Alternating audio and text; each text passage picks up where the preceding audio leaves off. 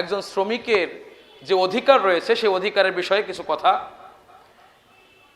অধিকারের ভিতরে প্রথম যেটা, সেটা হচ্ছে যখন আপনি কোনো শ্রমিককে আপনার প্রতিষ্ঠানে অথবা আপনি ব্যক্তিগতভাবে অথবা সরকারি প্রতিষ্ঠানে কোনো শ্রমিককে যখন নিয়োগ দেওয়া হবে, তখন তার অধিকার হলো, যেহেতু সে প্রাইভেটভাবে সেখানে কাজ করতেছে আর অন্যখানে করে না, এজন্য তার জীবনটা সে যে মানের ব্যক্তি সেই মানের জীবন ব্যবস্থা যেন তার জন্য সহজ হয়, সেই ব্যবস্থাটা তাকে করে দিতে হবে।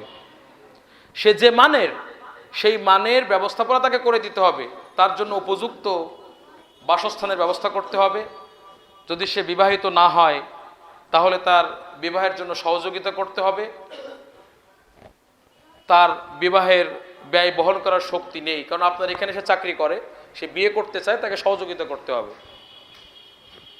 তাকে বসবাস করার মতো একটু সাকানের ব্যবস্থা করতে হবে। এবং আসা যাওয়ার যদি দূরত্ব হয়, সে আসা যাওয়ার পথ আপনাকে ব্যবস্থা করতে হবে। এ বিষয়ে আল্লাহ রসুল সাল্লাল্লাহু আলাইহি ওয়াসাল্লামের সাহাবী আল মুস্তাওরিদ ইবনে শাদ্দাদ রাদিয়াল্লাহু তাআলা আনহু থেকে হাদিসে এসেছে, তিনি বলেন যে সামি'তু রাসূলুল্লাহি সাল্লাল্লাহু আলাইহি ওয়াসাল্লাম ইয়াকুল, আমি রসুল সাল্লাল্লাহু আলাইহি ওয়াসাল্লামকে বলতে শুনেছি, মান ওয়ালিয়া লানা আমালান, যে ব্যক্তি আমাদের কোনো কাজে নিযুক্ত হবে। আল্লাহ রসুল কে ছিলেন রাষ্ট্রের প্রধান না, রাষ্ট্রপ্রধানের কাজে, অর্থাৎ প্রথম শ্রেণীর যারা কর্মচারী, এটা খেয়াল করতে হবে কিন্তু, যারা রাষ্ট্রের প্রথম শ্রেণীর কর্মচারী, যদি এরকম আল্লাহ রাসূল বলেন যে আমাদের কাজে ডাইরেক্ট যারা নিযুক্ত হবে, ওয়ালাম ইয়াকুন লাহু যাওজাতুন, তার কিন্তু বউ নেই, যদি তার বউ না থাকে, ফাল ইয়াত্তাখিজ যাওজাতান, সেজন্য একটা বউ গ্রহণ করে। অর্থাৎ রাষ্ট্রীয় খরচে, রাষ্ট্র তাকে খরচ দিবে, সে ওই টাকা নিয়ে বিয়ে করে নিজে একটা বউ গ্রহণ করবে, যেহেতু সে আমাদের রাষ্ট্রীয় কাজে, আমাদের কাজে নিযুক্ত হয়েছে। ওমান লাম ইয়াকুন লাহু খাদিমুন, যদি তার চাকর না থাকে, বিয়ে তো করলো কিন্তু বাড়ি ঘরের চাকর নাই, ফাল ইয়াত্তাখিজ লাহু খাদিমান, সেজন্য একটা চাকরও গ্রহণ করে।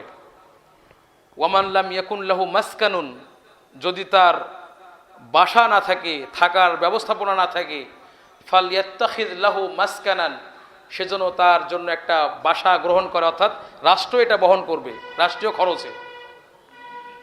ওয়ামান লাম ইয়াকুন লাহু দাব্বাতুন, আর যে ব্যক্তির কোনো বাহন নেই, ফাল ইয়াত্তাখিজ দাব্বাতান, সেজন্য একটা বাহন, অর্থাৎ গাড়ি, বর্তমান সময়ে যেটা গাড়ি, সেজন্য তার জন্য উপযুক্ত যে গাড়ি রয়েছে সে গাড়ি যেন সে গ্রহণ করে। এই হাদিস যখন আল্লাহ রাসূল সাল্লাল্লাহু আলাইহি ওয়াসাল্লাম বললেন, আবু বকর সিদ্দিক রাদিয়াল্লাহু তাআলা আনহু বললেন, আকসারতা ইয়া রাসূলুল্লাহ, অনেক বেশি দিয়ে ফেললেন তো আল্লাহ রাসূল সাল্লাল্লাহু আলাইহি ওয়াসাল্লাম, আপনি তো অনেক বেশি দিয়ে ফেললেন। তখন রাসূল সাল্লাল্লাহু আলাইহি ওয়াসাল্লাম বললেন, মান আসাবা সিওয়া যালিক, এই যে চারটা জিনিসের কথা বললাম, এছাড়া তার একটা পার্মানেন্ট একটা বেতন থাকবে, এটা তো থাকবেই। তো এই বেতন এবং এই চারটা জিনিস এর বাইরে যদি কেউ কিছু গ্রহণ করে গোপনে, যেমন বর্তমানে করে থাকে অনেকে, দেখা যায় সরকার অনেক সুযোগ সুবিধা দিয়েছে, বেতনও দিচ্ছে, ডানে বাম থেকে অনেক কিছু আবার পকেটে ভরতেছে। আল্লাহ বললেন, যদি এটা ছাড়া বাহির থেকে আরো কিছু গ্রহণ করে, ফাহুয়া গাল্লুন আও সারিকুন, সে হলো চোর, সে হলো খেয়ানাতকারী।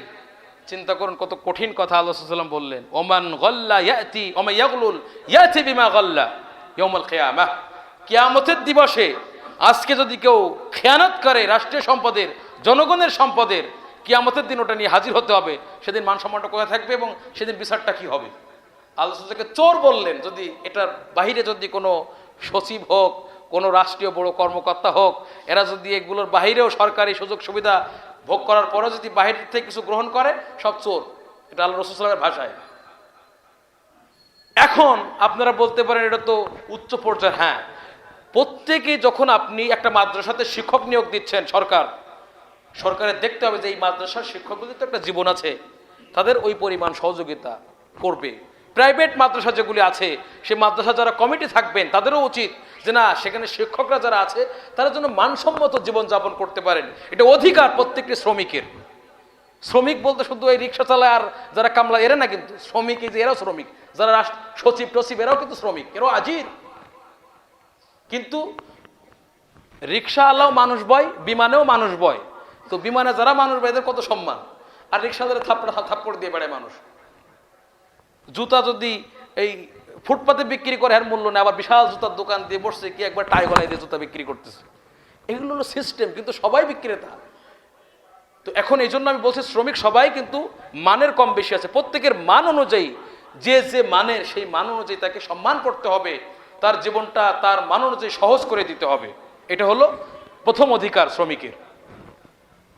দ্বিতীয় এই হাদিসটি কোথায় আছে? ইমাম তবারানি তার মুজামুল কাবিরের ভিতরে নিয়ে এসেছেন এবং ইমাম আহমদ মুসনাদ আহমদ হাদিসটি নিয়ে এসেছেন এবং হাদিসটি সহিহ। এরপরে দ্বিতীয় যেটা অধিকার শ্রমিকের, সেটা হচ্ছে সে যে কাজ করে, যে দায়িত্ব তাকে দেওয়া হয়েছে, সেই কাজের সাথে মানানসই একটা পারিশ্রমিক তাকে দেওয়া। এমনটা না যে আপনি কাজ করাবেন বেশি আবার টাকা দিবেন কম, এটা কিন্তু উচিত না। এজন্য ইমান না থাকলে সে সময় লোক চুরি করা শুরু করে, হয়তো মালিক টাকা দেয় না, অন্যভাবে পোষাইতেছে আর কি।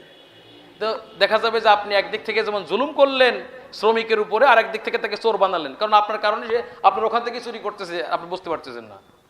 এজন্য প্রত্যেকটি ব্যক্তি শ্রমিককে তার কাজের অনুপাতে তাকে পারিশ্রমিক দেওয়া। এজন্য এটার কারণ কি? কারণ আল্লাহ সুবহানাহু ওয়া তাআলা বলেছেন, ওয়ালা তাবখাসুন নাসা আশিয়াআহুম, মানুষদেরকে তাদের যে বিষয় রয়েছে সেটাকে তোমরা কম দিও না, যার যেটা প্রাপ্য সেটা তোমরা দিবে, সেখানে কম দিবে না। এজন্য এই আয়াতের ভিত্তিতে শ্রমিককে তার কাজ অনুযায়ী পারিশ্রমিক দিতে হবে, তার শ্রম অনুযায়ী। আরেকটা হলো কি শ্রমিকের অধিকার, আরেকটা হলো শ্রমিক তাকে যে কাজ দেওয়া হয়েছে সে শ্রম ব্যয় করে যখন কাজটি শেষ করে ফেলবে, আদায় করে দিবে, আপনার সাথে সাথে তার পারিশ্রমিক দিয়ে দিতে হবে। কারণ আব্দুল্লাহ ইবনে ওমর রাদিয়াল্লাহু তাআলা আনহু থেকে বর্ণিত, তিনি বলেন রাসূলুল্লাহ সাল্লাল্লাহু আলাইহি ওয়াসাল্লাম বলেছেন, আ'তু আল আজীরা আজরাহু ক্বাবলা আই ইয়াজুফা আরাকুহু, শ্রমিককে তার পারিশ্রমিক দিয়ে দাও তার ঘাম শুকানোর আগেই। আল্লাহু আকবার, কত বড় কথা! অথচ আজকে টাকা আছে পকেটে, শ্রমিকরে খালি ঘোরায়, এটা বড় জুলুম।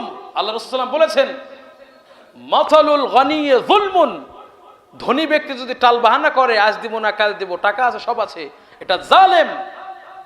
শুনে রাখুন, ওই শ্রমিক যদি আপনার বিরুদ্ধে বদদুয়া করে একদিন লেগে যাবে, থাকবে না আপনার ধন সম্পদ।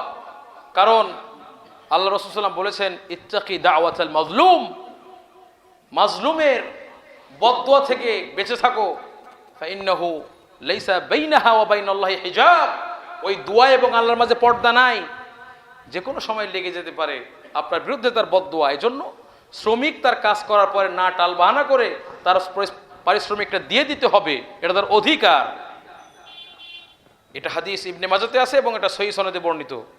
চতুর্থ নম্বর, সে শ্রমিক হয়েছে দেখে আপনি তাকে গরুর মতো খাটাবেন, তাকে একবারে খাটাইতে অক্ষম করে ফেলবেন। অনেকে আছে এরকম, মানুষ সত্যবোধ বলতে কিছু নেই, পশুর চেয়ে খারাপ একজন মানুষ, তার তো একটা জীবন আছে, তাকে ক্লান্ত করে শ্রান্ত করে তার স্বাস্থ্য পর্যন্ত নষ্ট করে ফেলে, লাস্টে একজন সুস্থ মানুষ অসুস্থ হয়ে যায়। এটা করা চলবে না, এটা তার অধিকার। তার সেজন্য কাজটা সুন্দর করে করতে পারে, এজন্য তার একটু রেস্টের দরকার আছে, বিশ্রামের দরকার আছে, এগুলো তার প্রাপ্য। এবং যেহেতু আপনার কাছে সার্বক্ষণিক আছে, আপনার উচিত আপনার সাধ্য মোতাবেক তাকে চিকিৎসা সেবা প্রদান করা, এটা তার অধিকার, শ্রমিকদের একটা অধিকার। এরপরে সে যে কাজ করে, অনেক সময় মালিক তারই কাজ করতেছে, শ্রমিক সবসময় ভয়ের উপরে রাখে, টেনশনে থাকে, না জানি কোন সময় কি হয়। তো এই শ্রমিকটাকে ভালো করে কাজ করতে পারবে, এরকম টেনশনে তাকে না ফেলা, এরকম তাশউইশ তাকে না করা, বরং তার যে সম্মান রয়েছে এই সম্মানটিকে রক্ষা করা। মানুষ হিসেবে আল্লাহ প্রত্যেকটি মানুষকে সম্মান দিয়েছেন, ওয়ালাকাদ কাররামনা বানি আদম, আমি বানু আদমকে সম্মান করেছি, সুতরাং আপনি তাকে অপমান করবেন না, এটা তার অধিকার। সে শ্রমিক দেখে আমরা তাকে অপমান করবো নাকি? আমি একটু আগেই তো বললাম যে আমাদের নবীও শ্রমিকের কাজ করেছেন।